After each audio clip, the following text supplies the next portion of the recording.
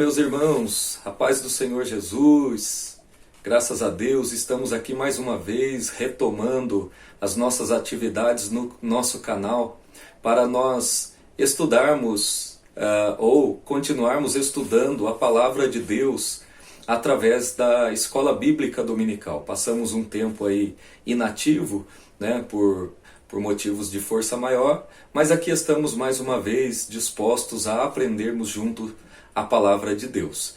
E para esse trimestre nós temos aqui um tema muito importante a ser estudado, que eu creio que vai ser motivo de grande crescimento para as nossas vidas espirituais e em todas as áreas da nossa vida.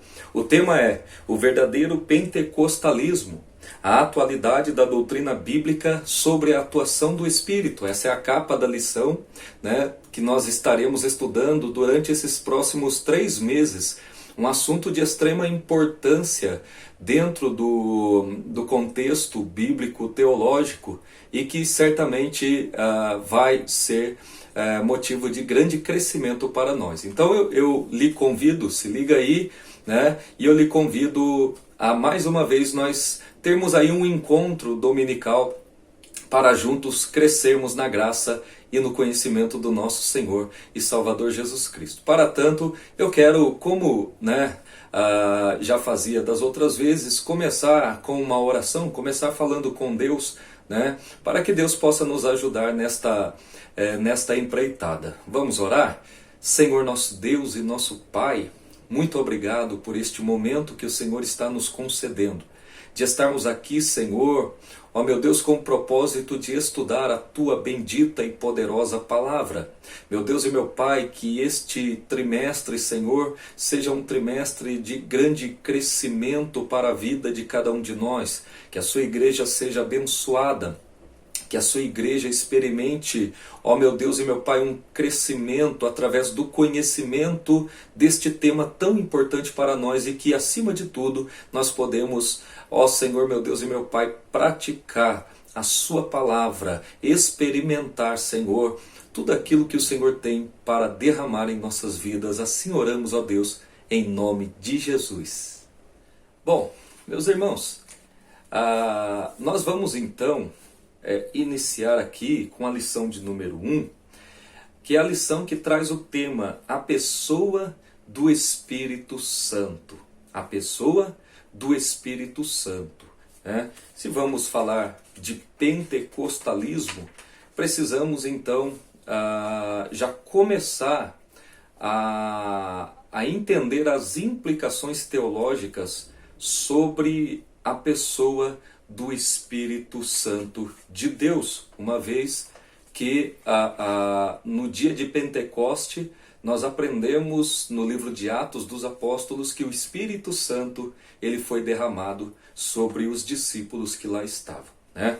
E eu quero aqui então fazer esta abertura da escola dominical, como já estamos acostumados, lendo para os irmãos o texto áureo. Se você tem uma Bíblia, segure ela aí, né?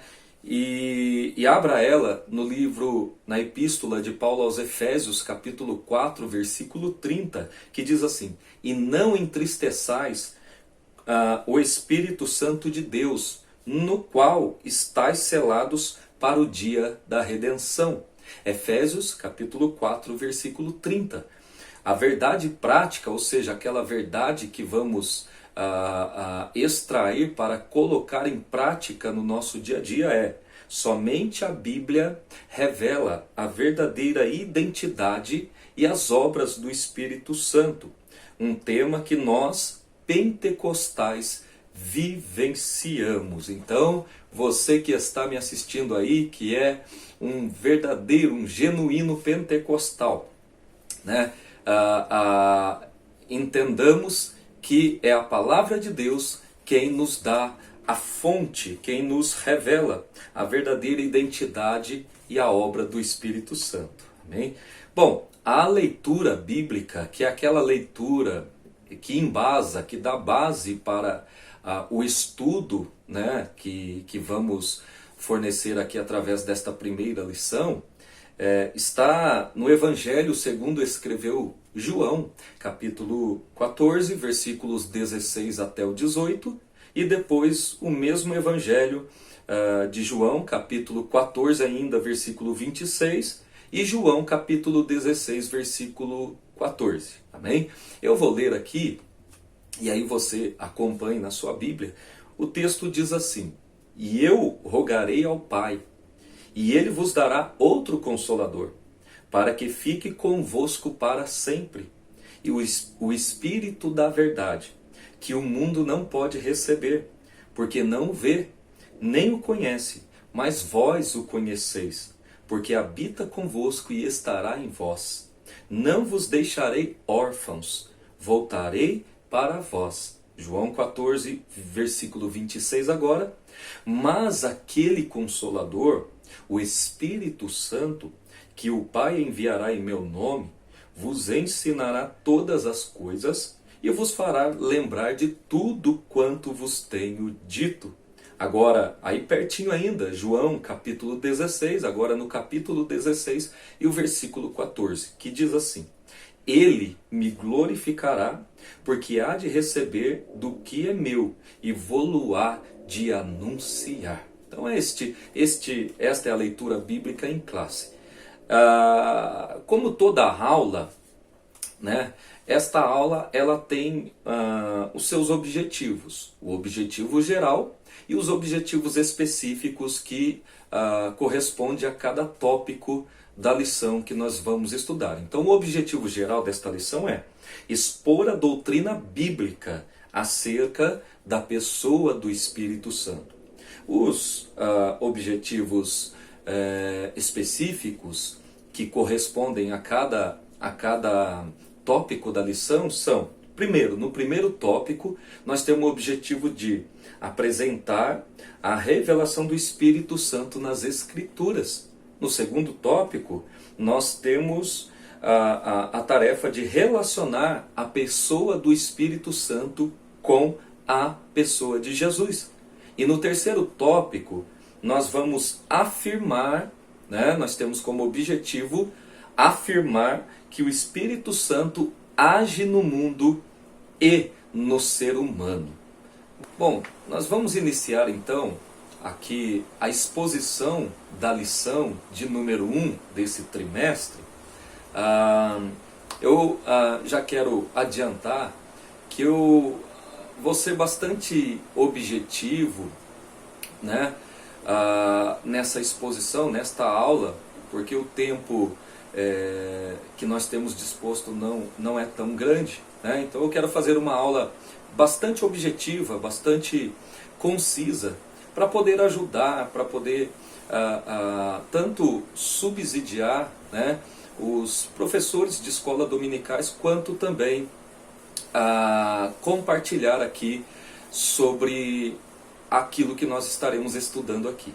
Então, quem tem a lição, obviamente, né, vai acompanhar na sua revista, mas eu quero ler a introdução da lição, que diz assim: olha, o tema do presente trimestre é o pentecostalismo, ou o seu aspecto bíblico, teológico e prático, né? Para quem ainda não está habituado com essa palavra, pentecostalismo, quando falamos aqui de pentecostalismo, estamos nos referindo àquelas igrejas que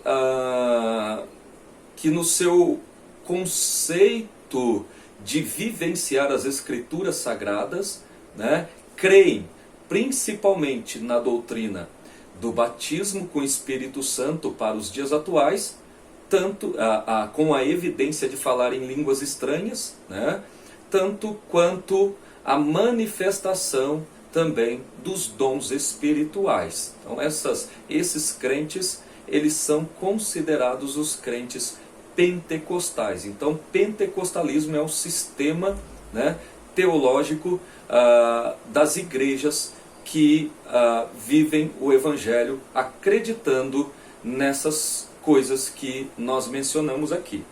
Então, os pentecostais são conhecidos por suas relações e experiências com a manifestação do Espírito de Deus.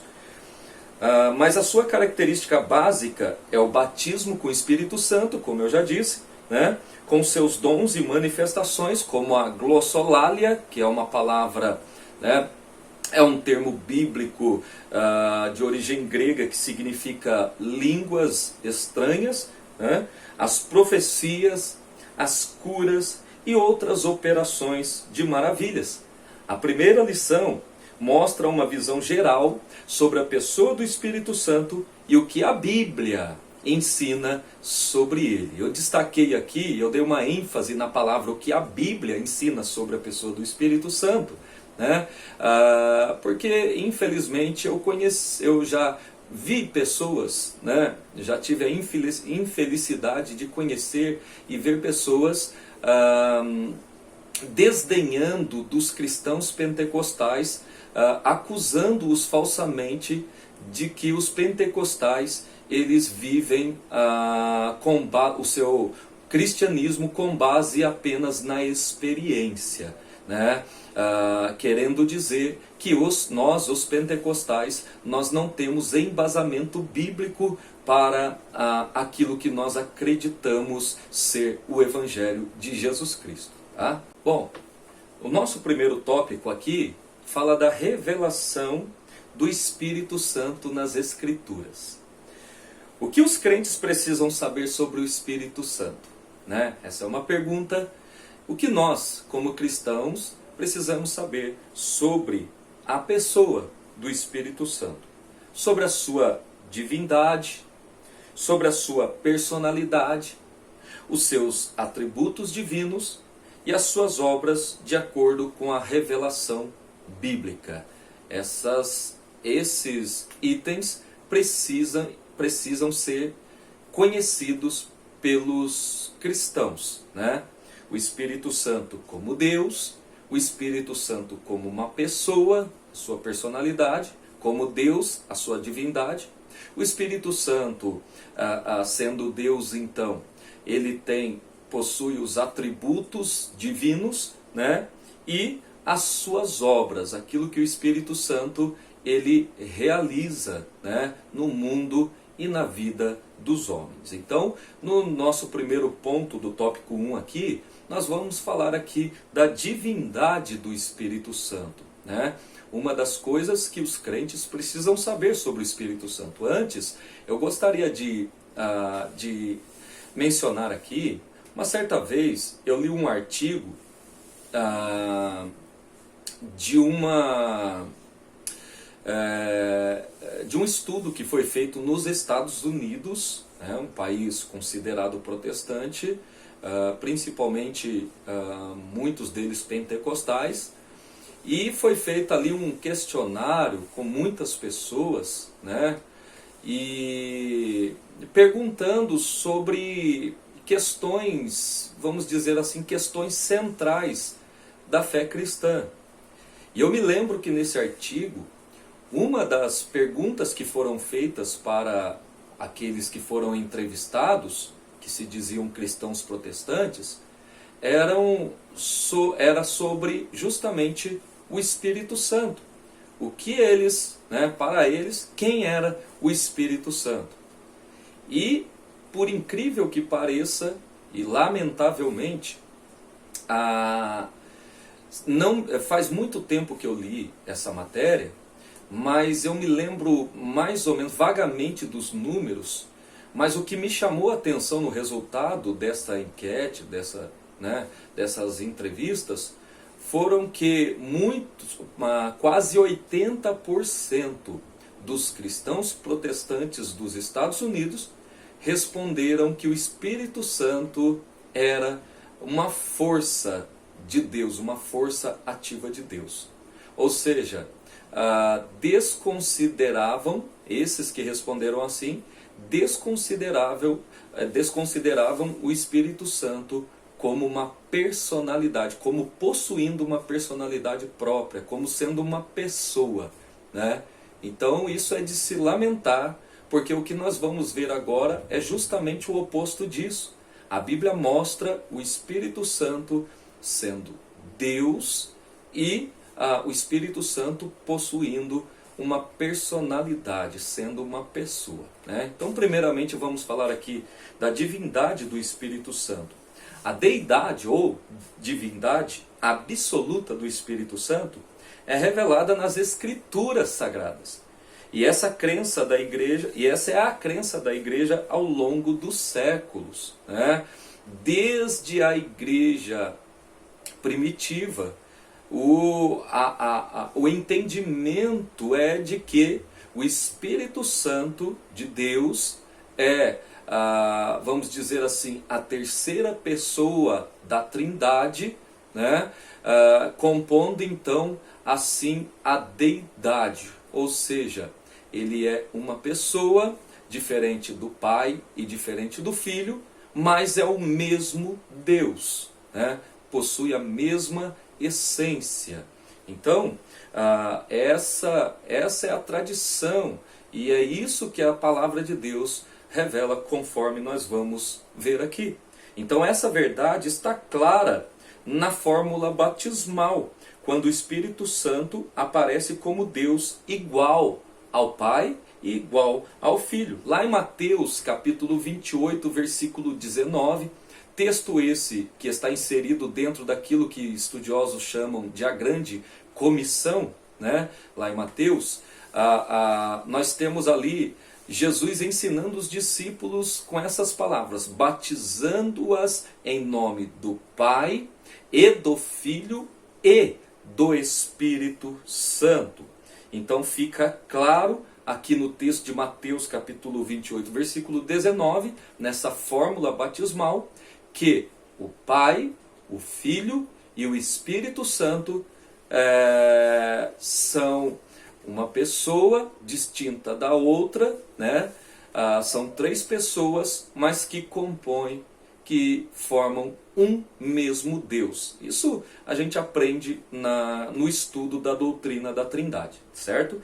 Então, além desse texto, né, nós temos a Bíblia em vários outros momentos revelando com clareza a divindade do Espírito Santo de Deus, ou seja, mostrando, provando que o Espírito Santo, ele é Deus, né? Poderíamos citar aqui inúmeros textos, mas eu quero citar para que você possa estudar aí na sua Bíblia, né? Eu não vou poder ler todos os textos aqui, mas, por exemplo, segundo livro de Samuel, capítulo 23, versículos 2 e 3, né? Você vê ali o texto tratando o Espírito Santo como sendo Deus. Segunda carta de Paulo aos Coríntios, capítulo 3, versículos 17 e 18. Primeira carta de Paulo aos Coríntios, capítulo 3, versículo 16, quando Paulo fala assim: não sabeis vós que sois o templo de Deus e que o Espírito Santo e que o Espírito de Deus habita em vós? Ou seja, olha só a dinâmica da construção do texto de Paulo aqui, né? Não sabeis vós que sois o templo de Deus, ou seja, né, que vocês abrigam Deus em vocês, né? E depois ele fala assim, que o Espírito habita em vós. Então o que Paulo está querendo dizer aqui é que este Deus que habita em nós é o mesmo Espírito Santo de Deus, né? O Espírito Santo, ele é chamado de Deus, pois o apóstolo usa alternadamente os nomes Deus e Espírito Santo, né? Deus e Espírito Santo. Sois o templo de Deus. Por que nós somos templos de Deus? Porque o Espírito Santo habita em nós. Então, se o Espírito Santo está habitando em nós, eu estou sendo morada de Deus, né? Porque o Espírito Santo é Deus. Isso porque o cristão é o templo de Deus. Então, assim habita no crente o Deus triuno, né? Trino e uno. O Deus Pai, Deus Filho e Deus Espírito Santo. Ambos o mesmo Deus. Três pessoas, mas um mesmo Deus. Como em Atos também, capítulo 5, versículos 3 e 4, Deus e o Espírito Santo são uma mesma deidade. Se você ler esta passagem aí, Atos capítulo 5, versículos 3 e 4, é aquela passagem, famosa passagem de Ananias e Safira, aquele casal, né, que mentiram para o apóstolo Pedro quando venderam uma herdade, né, uma propriedade que eles tinham, e foram entregar certo valor aos pés dos apóstolos, mas mentiram com relação ao valor, né? E aí o apóstolo Pedro, cheio do Espírito Santo de Deus, ele fala para Ananias: Ananias, né, por que você mentiu para Deus falando que vendeu por X e está entregando X, né, quando na verdade o valor é outro? Né? Aí Pedro conclui o texto no versículo 4. No versículo 3 ele chama, né, ele diz que Ananias mentiu para Deus. E no versículo 4 ele fala assim: não mentistes para homem, mas para o Espírito Santo de Deus. Aliás, ao inverso disso, no versículo 3 ele fala: por que você mentiu para o Espírito Santo? Né? E aí no versículo 4 ele conclui, Pedro conclui: não mentiste para homem, mas mentistes para Deus. Ou seja, o que Pedro está afirmando para Ananias é: o Espírito Santo é Deus e você mentiu para ele. Né? E aí tem toda a consequência que os irmãos conhecem a história. Amém? Então, são vários textos que mostram a deidade ou a divindade do Espírito Santo, mostrando que o Espírito Santo, ele é Deus como o Pai é e como o Filho também é. Amém?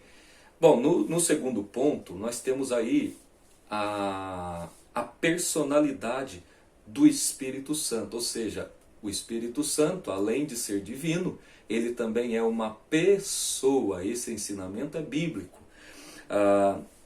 Então, a personalidade do Espírito Santo é uma verdade bíblica. As Escrituras revelam os elementos constitutivos dessa personalidade. E os principais, né, elementos da personalidade do Espírito revelados na Bíblia são o intelecto, a emoção e a vontade, dentre os demais, né, elementos que mostram que o Espírito Santo é uma pessoa. Então, o Espírito Santo como uma pessoa, ele é inteligente e raciocina, ele tem um raciocínio, né? Isso coisa que é compatível com uma pessoa. Isso pode ser comprovado lá em 1 Coríntios, capítulo 2, versículos 10 e 11, e Romanos, capítulo 8, versículo 27. O Espírito Santo, ele também, ele possui emoção, que é um elemento que diz respeito a uma pessoa, uma personalidade, né? Ele tem emoção, ele tem sensibilidade, porque o Espírito Santo, ele ama, ele se entristece, né? Você pode ver, comprovar aí, lá em Romanos capítulo 15, versículo 30, e Efésios capítulo 4, versículo 30 também, né? E também o Espírito Santo, ele é volitivo, ou seja, ele tem vontades, ele tem vontade própria, isto é, ele não permitiu que Paulo, por exemplo, lá em Atos 16, versículo 7, com a sua comitiva se dirigisse a Bitínia. O apóstolo Paulo, né, Lucas narra a história lá, e ele deixa bem claro que o Espírito Santo não permitiu eles, né, irem para a Bitínia. Também nós vemos o Espírito Santo demonstrando a sua vontade, quando lá em Atos 13 Lucas narra também a história da separação da igreja de Antioquia, do envio de Paulo e Barnabé para a obra missionária, né? O Espírito Santo fala com a igreja: separai para mim Paulo e Barnabé, separai para mim Paulo ou Saulo e Barnabé para a obra, ou Barnabé e Saulo, né? Para a obra que vos tenho chamado. Então, veja que o Espírito Santo, ele tem raciocínio, ele tem intelecto, né? O Espírito Santo, ele possui emoção, ele se entristece, né? O Espírito Santo, ele ama, e o Espírito Santo, ele tem vontade própria, né? O Espírito Santo, ele tem vontade própria. Bom, O Espírito Santo distribui também os dons espirituais conforme a sua vontade. É isso que Paulo ensina em 1 Coríntios capítulo 12, versículo 11, né? Quando o texto diz assim: mas um só e o mesmo Espírito opera todas essas coisas, repartindo particularmente a cada um como quer, como ele, o Espírito Santo, quer. Ele distribui os dons espirituais conforme a vontade dele, né? Então, são vários textos além destes que mostram o Espírito Santo sendo uma pessoa. Na sequência aqui nós temos também a Bíblia mostrando o Espírito Santo como possuindo seus atributos divinos, atributos, qualidades, né? Qualidades inerentes a um ser. Então, a Bíblia revela todos os atributos incomunicáveis e comunicáveis, ou seja, metafísicos e naturais de Deus no Espírito Santo, né? Deixa eu explicar aqui. Na teologia, nós aprendemos sobre os atributos de Deus e aprendemos que esses atributos eles são classificados de duas formas. Os atributos, existem aqueles atributos em Deus que são comunicáveis, né? Ou seja, que Deus comunica com a sua criação, com o homem, por exemplo, né?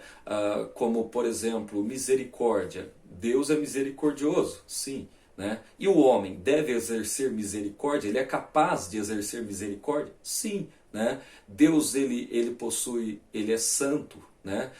Embora que a santidade em Deus é absoluta. Mas o homem também, o crente, nesse caso, ele é santo, né? Sim, a Bíblia chama os crentes de santo, o apóstolo Paulo em suas cartas, né? Então, a Bíblia nos ordena a ser santos, a santificar a nossa vida. É um atributo comunicável. E os outros atributos de Deus são chamados de atributos incomunicáveis, ou seja, são atributos que são exclusivos da divindade. Somente Deus pode possuir esses atributos, como, por exemplo, onipotência, que significa possuir todo o poder. Esse tipo de atributo só pertence a Deus, não tem homem, não tem criação onipotente, né? Não tem criatura onipotente. Somente Deus, nem os anjos possuem onipotência, né? Onipresença, onisciência, onipresença, estar presente em todos os lugares, onisciência, conhecer todas as coisas, são atributos incomunicáveis, né? Ou seja, são atributos que são exclusivos de Deus, né? Bom, então a Bíblia mostra o Espírito Santo possuindo esses atributos, como por exemplo o atributo de onipotência. Romanos capítulo 15, versículo 19, né? O Espírito Santo ele possui o atributo da onisciência, né? O Espírito Santo ele possui o atributo da onipresença, o atributo da eternidade, né? O Espírito Santo ele também ele trabalhou na criação, né? Na criação de todas as coisas, então ele é criador. Então essas coisas mostram para nós que o Espírito Santo ele é Deus, ele tem personalidade, ele é uma pessoa e ele possui todos os atributos, né, que o Pai e o Filho também possuem, né? Isso está também brilhantemente ensinado ali no credo atanasiano, né, onde mostra biblicamente a existência da Trindade, onde dá um embasamento para a doutrina da Trindade, né? Onde ele fala que o Pai é Deus, o Filho é Deus, o Espírito é Deus, não são três deuses, mas um só Deus, né? Que subsiste em três pessoas distintas. Então, por tudo isso, nós entendemos que o Espírito Santo, ele é Deus, o Espírito Santo, ele é uma pessoa distinta do Pai e distinta do Filho, e o Espírito Santo ele possui os mesmos atributos que as demais pessoas da Trindade. Bom, Então encerramos aqui o primeiro tópico, né? Onde aprendemos que a Bíblia revela a deidade absoluta do Espírito Santo, a sua personalidade e os seus atributos divinos.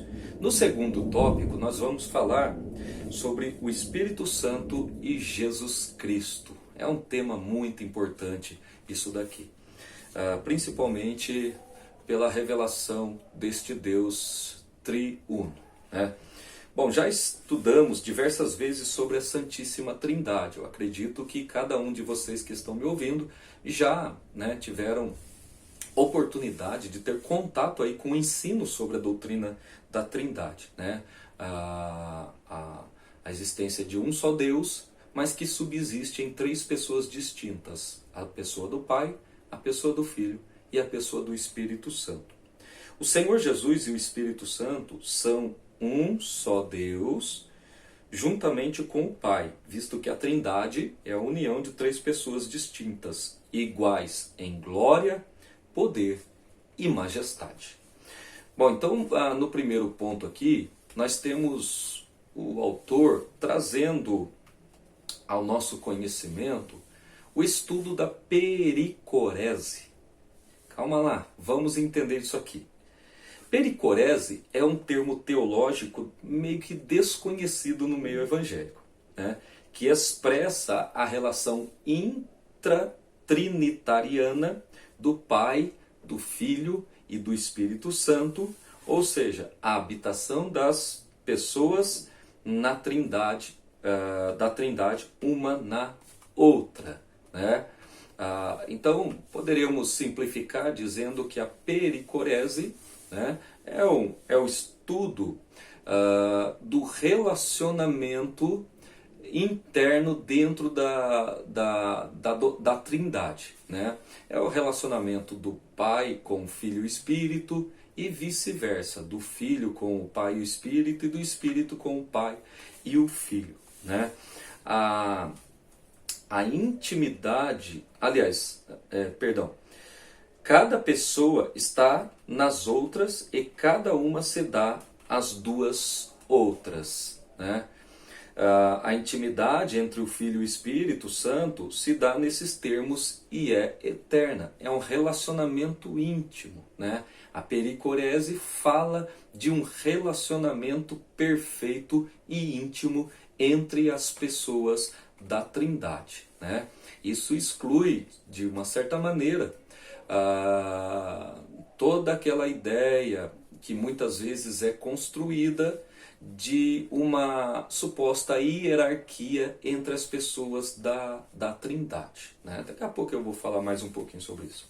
Então, a intimidade entre o Filho e o Espírito Santo se dá nesses termos e é eterna. Jesus fala desse relacionamento desde antes que o mundo existisse, né? Jesus fala do seu relacionamento, da sua convivência, da sua glória que ele tinha com o Pai antes da sua encarnação, antes dele vir ao mundo como homem. E em outro momento, Jesus diz a Filipe: não crês tu que eu estou no Pai e que o Pai está em mim? Lá em João, no Evangelho de João, capítulo 14, versículo 10. Né? O Espírito está também nessa trindade, conforme aprendemos ali em 1 Coríntios capítulo 2, versículos 10 e 11. Então, da mesma forma que o relacionamento existia, a Bíblia deixa clara isso, que existia um relacionamento íntimo entre o Pai e o Filho, né? Como por exemplo, no dia do batismo nas águas de Jesus, feito por João Batista, né?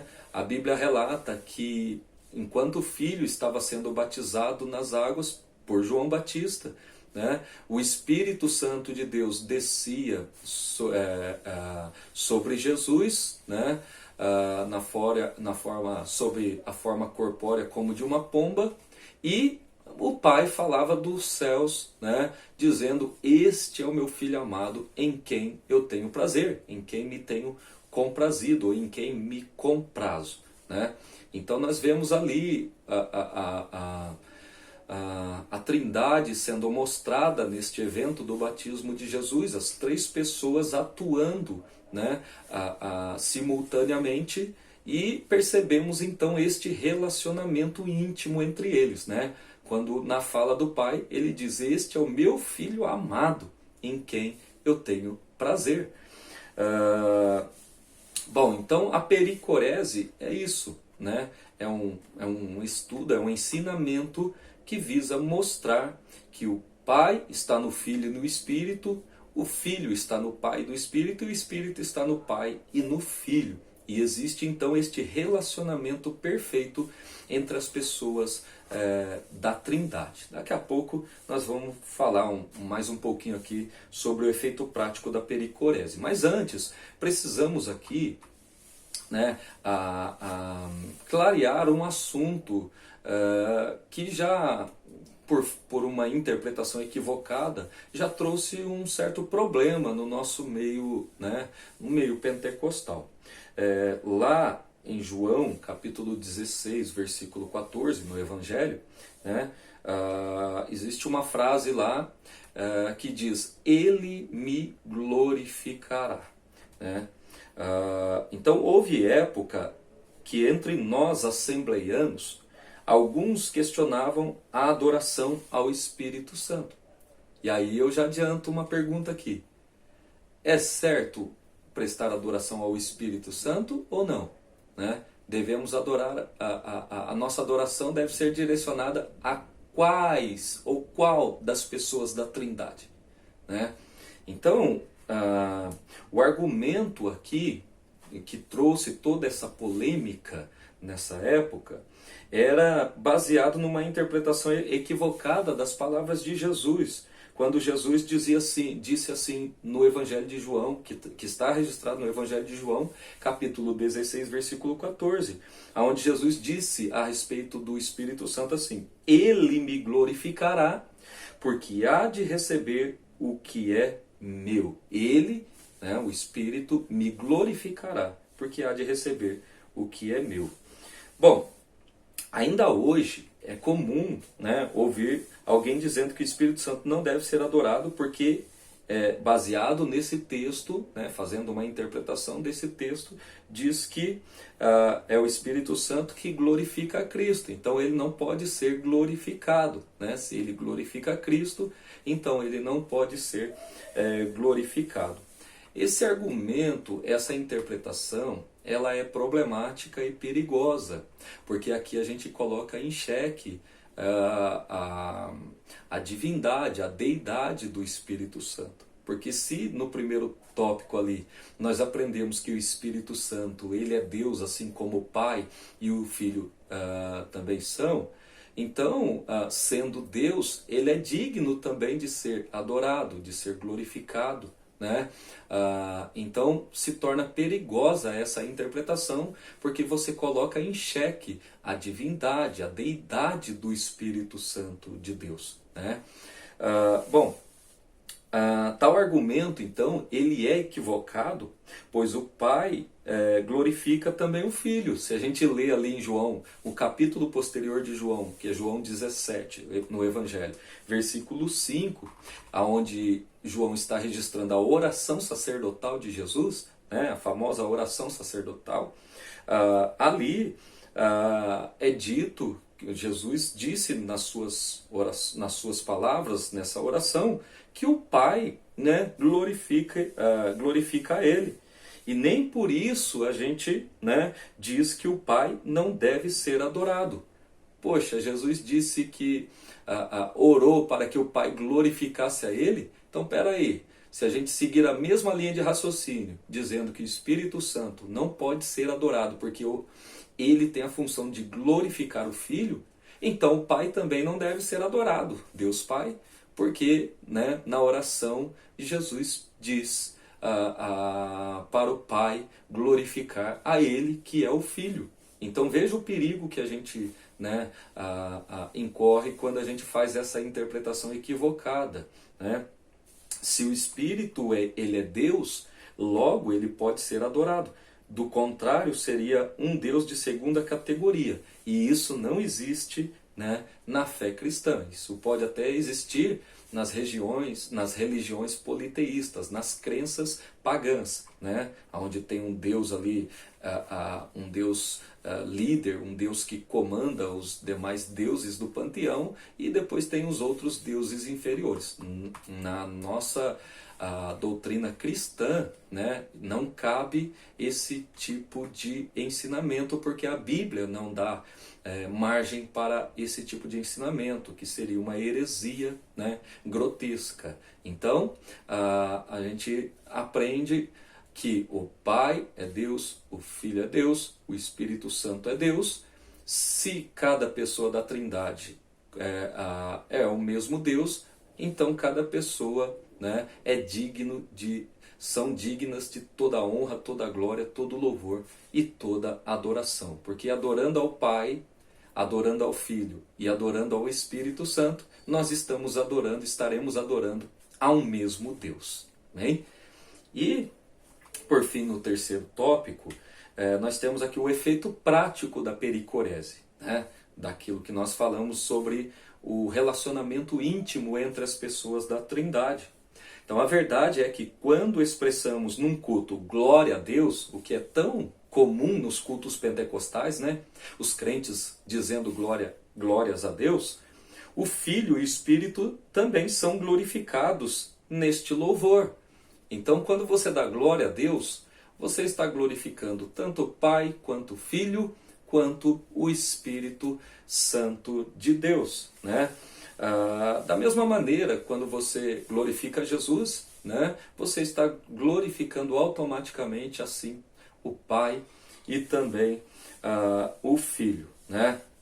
No credo de Atanásio, que é aquele credo que eu citei agora há pouco, que traz um ensinamento sobre a doutrina da Trindade, né? Tanto no credo de Atanásio está dito assim: tanto a unidade na Trindade como a Trindade na unidade deve ser adorada. Tanto a unidade na Trindade, ou seja, cada pessoa da Trindade, né? A unidade na Trindade, como a Trindade, ou seja, né? O Deus em si, né? Deus em si, na unidade deve ser adorada.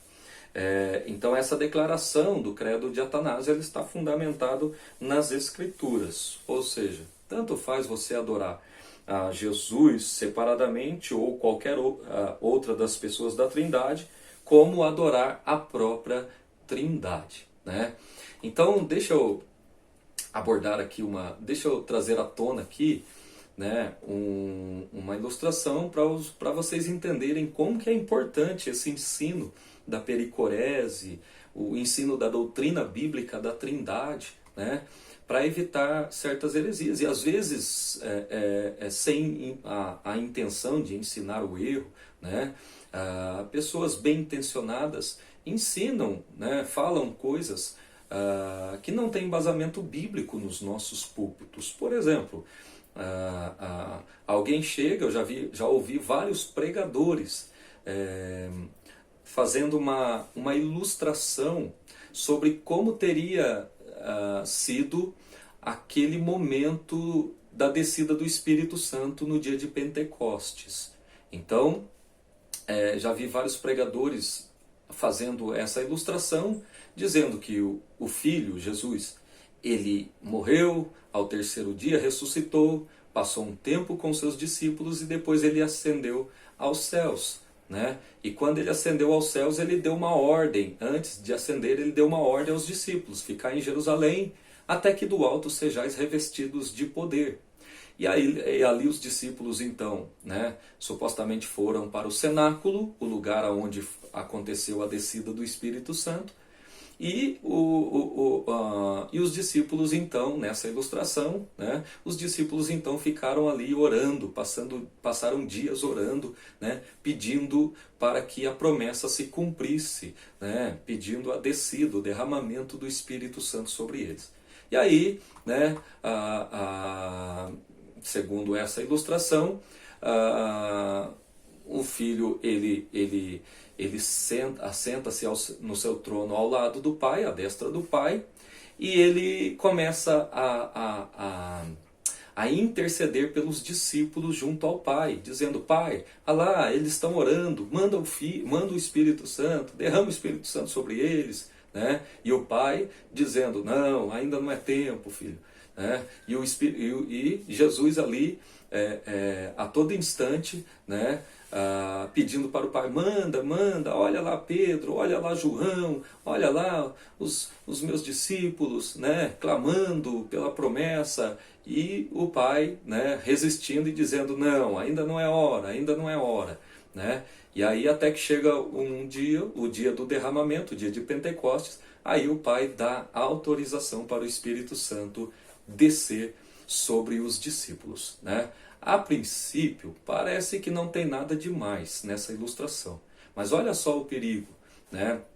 Já que nós falamos da pericorese aqui, que se trata do relacionamento íntimo entre as pessoas da Trindade, as três pessoas da Trindade, e aprendemos aqui que eles possuem, as três pessoas formam o mesmo Deus, possuindo a mesma essência, a mesma glória, a mesma majestade, o mesmo poder, né? Excluindo a ideia de hierarquia entre eles. Então olha só o perigo disso, né? Parece que não tem nada demais, mas quando essa ilustração ela é feita, dá-se a entender que lá no céu, né, o Pai tinha uma vontade, que era de enviar o discípulo em determinado dia, o Filho tinha outro desejo, outra vontade, que era que o Espírito Santo fosse derramado naquele mesmo momento que ele estava intercedendo pelos discípulos, e o Espírito Santo não tinha vontade, só ficava ali obedecendo: vou ou não vou, vou ou não vou, desço ou não desço, né? E o filho insistentemente ali: Pai, manda, não, não mando, manda, não mando, manda, não mando, até que chegou um dia que cumpriu-se os dias e o Pai permitiu que o Espírito Santo descesse, né?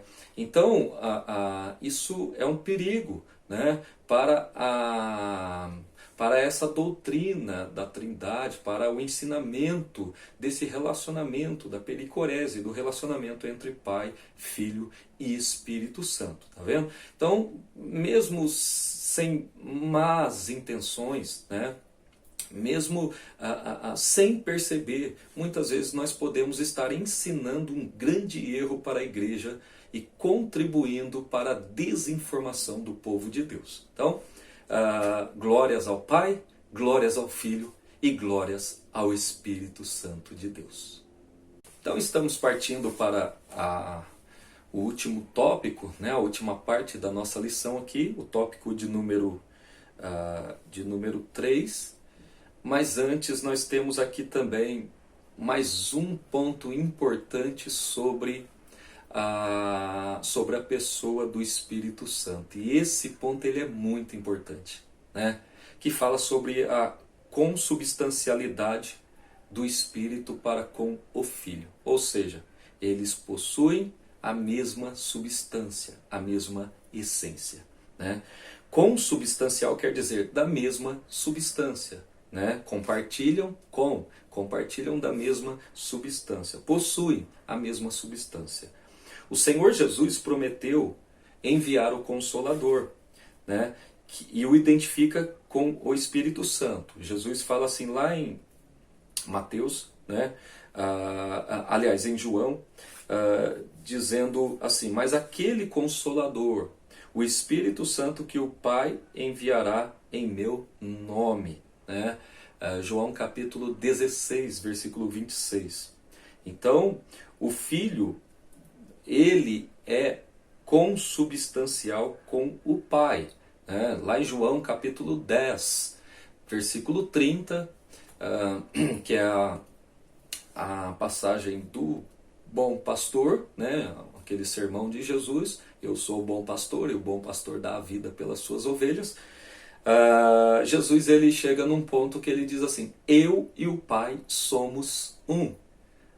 Poderíamos, né, dizer aqui que Jesus estava ensinando, podemos falar com segurança que Jesus estava ensinando os discípulos que ele e o Pai eram da mesma essência. Eu e o Pai somos um.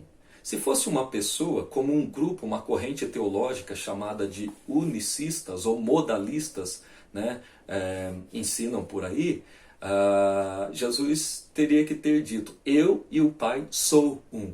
Né? Mas não, ele diz, eu e o Pai somos um, mostrando que é uma composição de pessoas na deidade. Né? Ou seja, Deus é composto de 3 pessoas, de uma pluralidade de pessoas, mas não uma pluralidade de deuses, é um só Deus. Tá? Bom, e da mesma forma também, assim como o Filho é consubstancial com o Pai, possui a mesma substância, a mesma essência divina do Pai, né? O Espírito também é consubstancial com o Filho. Lá em Romanos capítulo 8, versículo 9, fica patente isso. Né? Jesus disse que o Pai, esse versículo ele é muito importante, o versículo 16 de João 16, se não me falha a memória, 16, Jesus diz assim, ele o Pai, vos dará um outro Consolador, né? Vos dará outro Consolador, trazendo a ideia de que ele estava ali, né, junto com os discípulos naquele momento, mas quando ele partisse, quando ele fosse elevado aos céus, né, junto ao Pai, o Espírito Santo substituiria ele, né, um outro Consolador.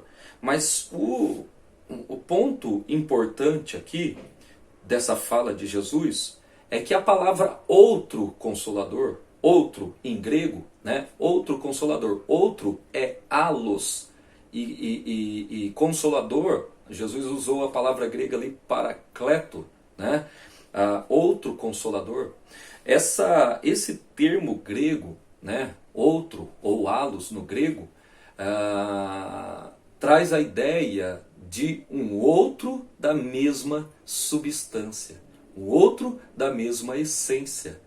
Então Jesus está dizendo para os discípulos que aquele que vai vir no lugar dele, quando ele subir, né, possui a mesma essência, possui a mesma substância que ele possui. Ou seja, o que Jesus está ensinando ali é que o Espírito Santo que há de descer sobre os discípulos é Deus como ele também é, porque ambos possuem a mesma substância que é a divina. Né? Então o Espírito Santo é alguém como Jesus, da mesma substância, glória e poder. E assim nós encerramos definitivamente este tópico 2, dizendo que há uma comunhão perfeita entre o Espírito Santo e Jesus, em que este Jesus, ele é glorificado por aquele que é o Espírito.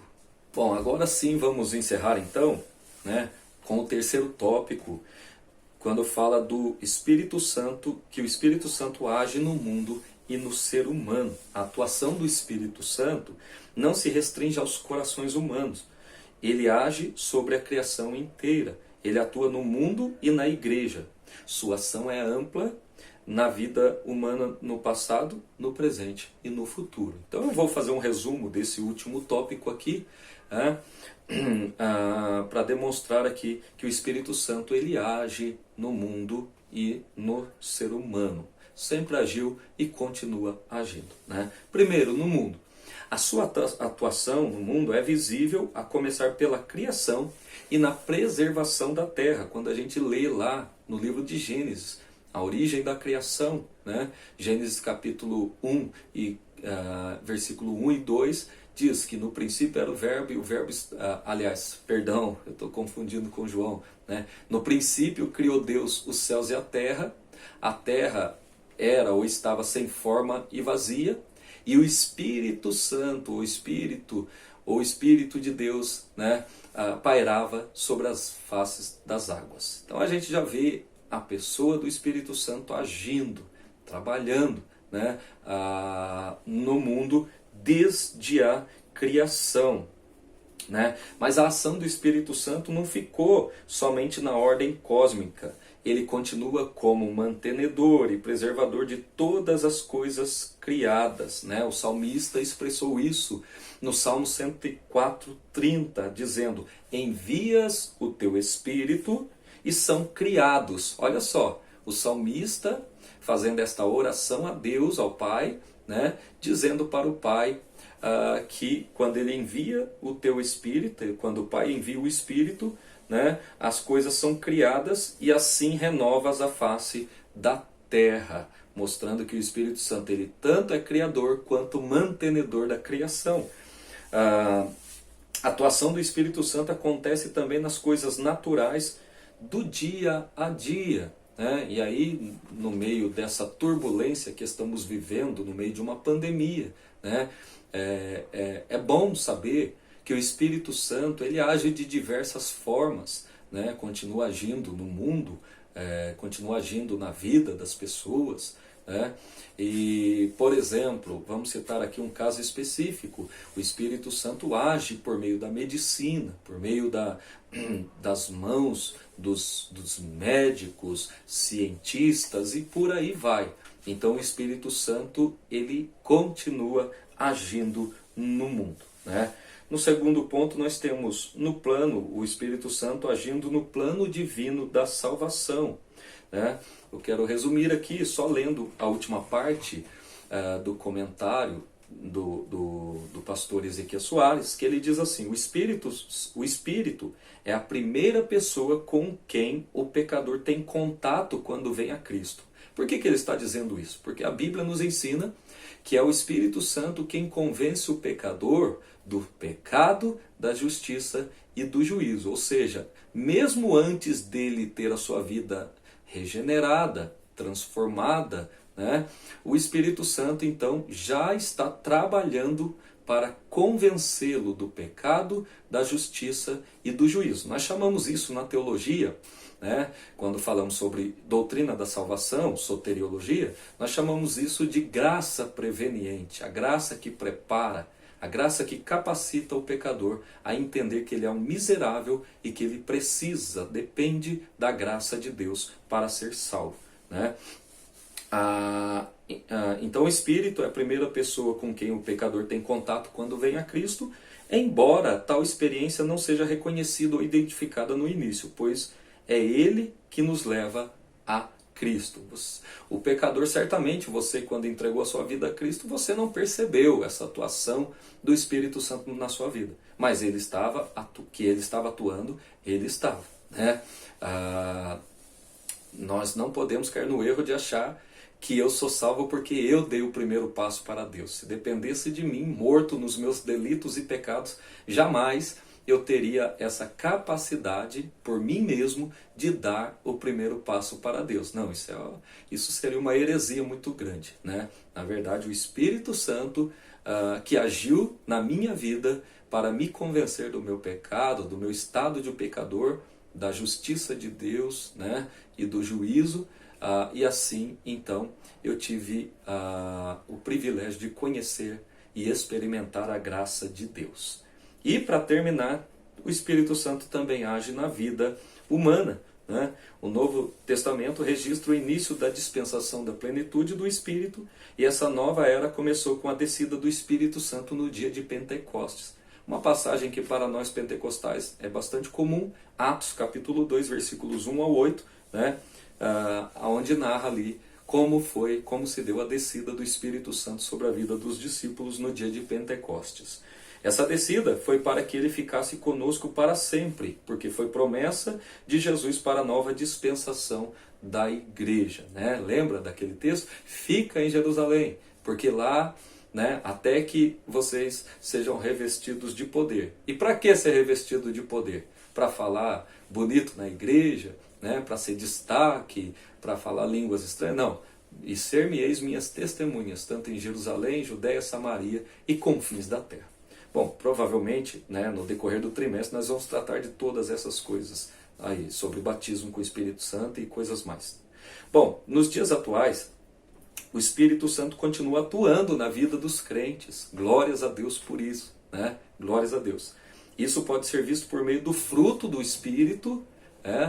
Faz uma reflexão, você que já na fase adulta conheceu a Cristo, você que já viveu no mundo de pecado, conscientemente, numa idade adulta, e depois você se converteu, você foi regenerado, lembra um pouquinho de quem você era e quem você é hoje, o que você fazia e o que você deixou de fazer. Tudo isso é a atuação do Espírito Santo produzindo frutos dentro de cada um de nós.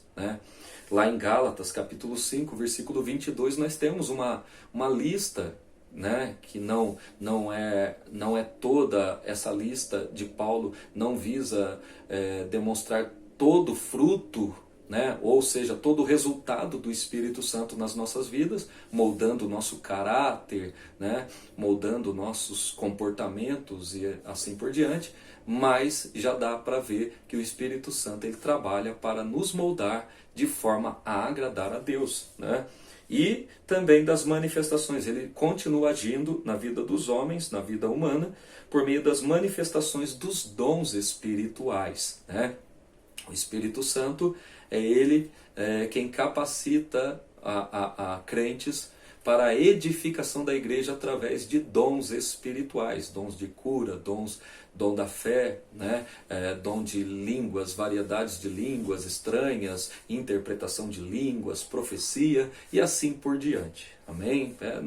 Futuramente nós vamos estudar aí no decorrer do trimestre mais sobre esses assuntos, tá? Mas por hora é isso que nós temos a estudar nesta aula, sobre a pessoa do Espírito Santo. E assim então eu concluo dizendo que o Espírito Santo ele atua na sustentabilidade do cosmos. Ele não só criou, mas ele também trabalha para manter o cosmos, e na interioridade do ser humano, convencendo-o do seu real estado de pecador, regenerando-o e capacitando-o para o serviço do reino. Olha só, o Espírito Santo não só trabalha nas nossas vidas para nós sermos salvos, regenerados, lavados pelo sangue de Jesus, mas depois disso ele também trabalha para nos capacitar para o serviço do reino de Deus, ou seja, para darmos frutos. Bom, então assim, a conclusão fica assim. As informações sobre o Espírito Santo são abundantes. Procuramos aqui apresentar um estudo conciso e compreensível. Os pontos principais da doutrina pentecostal são temas das lições que se seguem. É importante, por enquanto, saber que o estudo sobre o pentecostalismo é o estudo sobre o Espírito Santo. E estudar o Espírito é estudar sobre Deus e o seu relacionamento conosco em Cristo Jesus. Amém? Então eu agradeço aí a sua paciência em parar para me ouvir. Eu louvo a Deus pela vida de cada um de vocês que estão nos assistindo e eu gostaria que você me ajudasse a divulgar aí este canal para que nós possamos espalhar a palavra de Deus. Convide amigos, convide pessoas aí para assistirem o vídeo, para acessarem o canal, clica aí, se inscreve no canal para que assim nós possamos sermos propagadores do Evangelho de Jesus Cristo. Rogo também as vossas orações para que Deus me dê graça para continuar fazendo esse trabalho para a glória e o louvor do nome dele. Amém? Deus vos abençoe em Cristo Jesus.